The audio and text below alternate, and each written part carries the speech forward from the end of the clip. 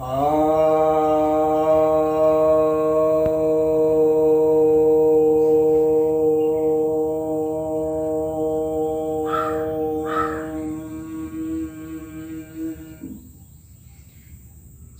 भक्तजनों को सप्रेम नमन। भक्तों, आज मैं आपके समक्ष आपकी कुछ जिज्ञासाओं का समाधान करने जा रहा हूँ। पहली जिज्ञासा है कि वेद तो सूर और असुर दोनों मानते थे, फिर असुर पशु बलि यज्ञ क्यों करते थे? संस्कृत तो वे भी जानते थे, उनके भी गुरु आचार्य शुक्राचार्य महान विद्वान थे, फिर ये गलती कैसे?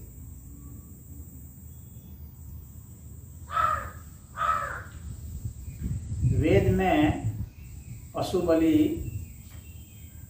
का विधान नहीं है, परंतु उस शब्द का तो अवश्य ही प्रयोग है, और शब्द के प्रयोग होने से अब उस शब्द का अर्थ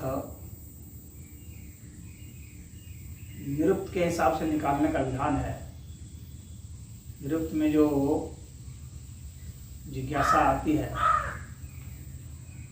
जो अर्थ बताए गए हैं उसके अनुसार निकालने का विधान है, परंतु निरुक्त में भी कई अर्थ बताए जाते हैं, तो वहाँ पर फिर एक तरलता रहती है कि व्यक्ति किस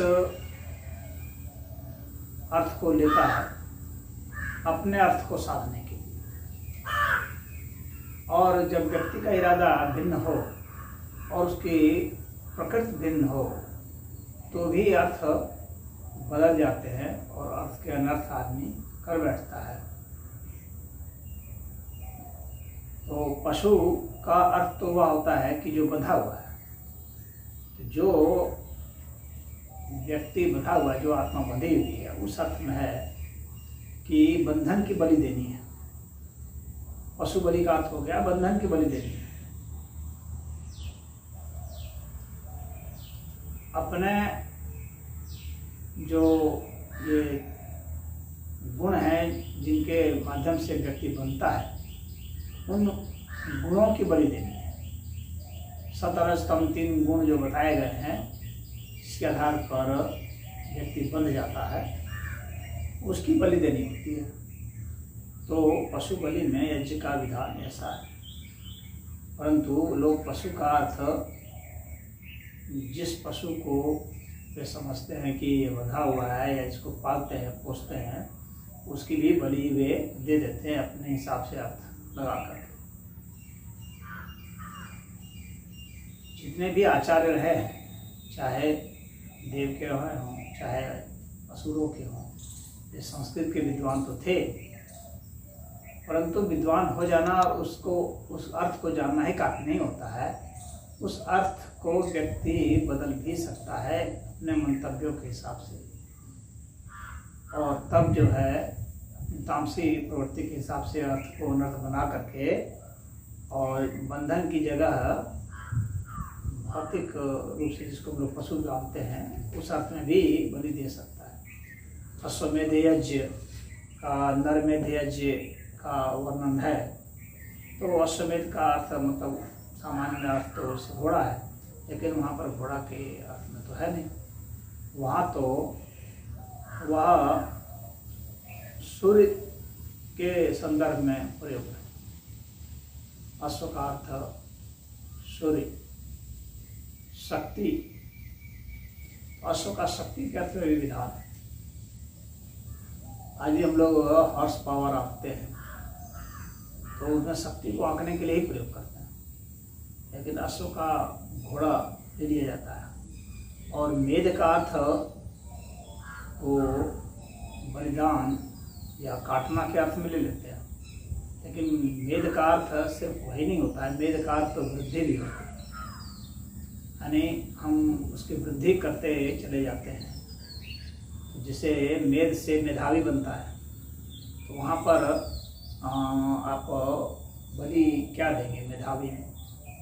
तो मेधावी में तो हो जाएगा कि व्यक्ति कितनी अपनी मेधा शक्ति को बढ़ाता चला जाता है, विद्वता को, प्रखरता को बढ़ाता चला जाता है, उस अर्थ में होगा। तो वृद्धि करने के अर्थ में मेध का प्रयोग होगा, तो अश्वमेध का अर्थ वैसा हो जाएगा। और जो नर है तो नरमेध की जहाँ भी बात आएगी तो ऐसा नहीं है कि किसी व्यक्ति को पकड़ लिया उसको काट दिया, तो यह जो है ये विकृत अर्थ है और इसके बहुत दुष्परिणाम हुए। बहुत लोगों को जनहानि उठानी पड़ी, पकड़ पकड़ के काटने लगे लोग। तो ये राक्षस प्रवृत्ति के लोग इसको इस तरह अर्थ निकालते थे। राक्षसों के पास सारे जो है आचार्य उपलब्ध नहीं रहते थे और जब सब लोगों के यहाँ आचार्य उपलब्ध नहीं है तो वे अपने हिसाब से भी अर्थ निकाल सकते हैं। और जो आचार्य भी होते हैं वे भी गंवारों के प्रभाव में आ सकते हैं। ऐसा कभी नहीं होता है या ऐसा हर समय नहीं होता है कि जो विद्वान है उसी की बात गंवार माने। विद्वान भी मजबूर हो सकता है गंवार की बात मानने के लिए किसी अर्थ में, और उसे भी अर्थ को अनर्थ करना पड़ सकता है, विशेषकर तब जब कि वह तामसी प्रवृत्ति वालों के साथ रह रहा हो, तो उनके प्रभाव का भी वहाँ पर असर दिखेगा और वह अर्थ का अनर्थ कर बैठेगा। तो इस तरह से बहुत सारे अर्थ के अनर्थ हुए हैं। तो नरमेध के केस में भी ऐसा ही अनर्थ हुआ है। नर का अर्थ जो है सिर्फ पुरुष वर्ग नहीं होता है जो कि मानव में है, उसी का अर्थ नहीं होता है कि मानव का जो पुल्लिंग है वही नर नहीं कहा जाता है।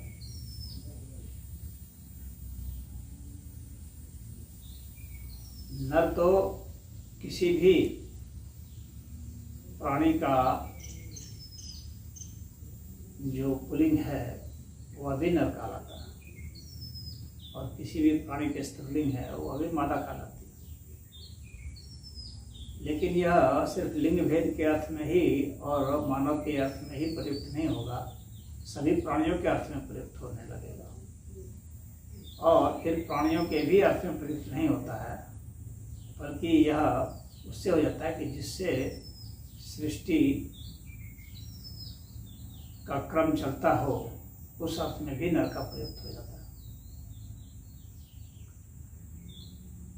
तो उसकी वृद्धि करना यानी सृष्टि क्रम की वृद्धि करना, उस अर्थ में भी नरमेध का प्रयोग होता है। और उसका प्रयोग जो है यहाँ पर जो विकृत अर्थ में करते हैं वे उसको वध करने के अर्थ में सोचने लगे, तो इस तरह से विकृतियाँ आ जाती हैं।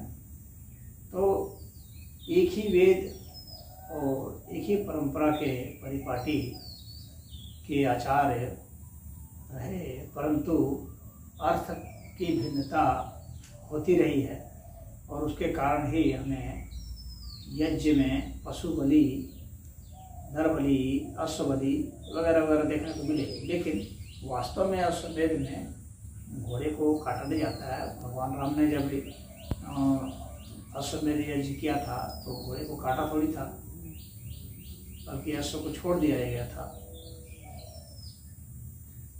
तो शक्ति को की वृद्धि करने के अर्थ में ही वहाँ पर प्रयुक्त हुआ था। तो जितने भी यज्ञ होते थे तो उसमें पशु बलि देने का विधान था नहीं, लेकिन यह सच है कि कहीं कहीं पर असुरों ने जो अर्थ उसका नहीं समझते थे उन्होंने ऐसा उपद्रव भी किया है। और इसी कारण कहीं कहीं पर प्रमाण के रूप में पशुओं की हड्डियाँ वगैरह से मिल जाते हैं। और जैसे कि सिंधु घाटी सभ्यता है या अन्य जो भी और सभ्यताएं हैं वहाँ पर जो अस्थियां मिली है और यज्ञ के युग मिले हैं, वहाँ पर जो हड्डियाँ मिली हैं, तो इसका अर्थ यह नहीं हो जाता है कि वेद में उसकी बलि का या निवध का विधान है। ऐसा विधान नहीं है, शास्त्रीय अर्थ वैसा नहीं है, क्योंकि वेद में स्पष्टता कहा गया है कि पशुओं की हिंसा वो सही नहीं है और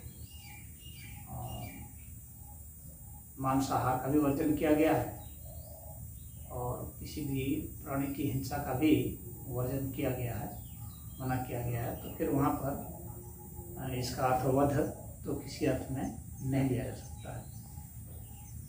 और यज्ञ का ऐसे भी अगर हम देखें तो यज्ञ का एक अर्थ तो अध्वर्यु भी होता है, जिसका अर्थ होता है कि हिंसा नहीं होना।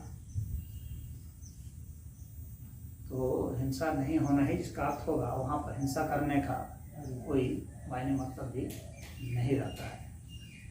तो इसमें इतना ही मैं समझता हूँ कि आपको आपकी जिज्ञासा का समाधान हो गया हो।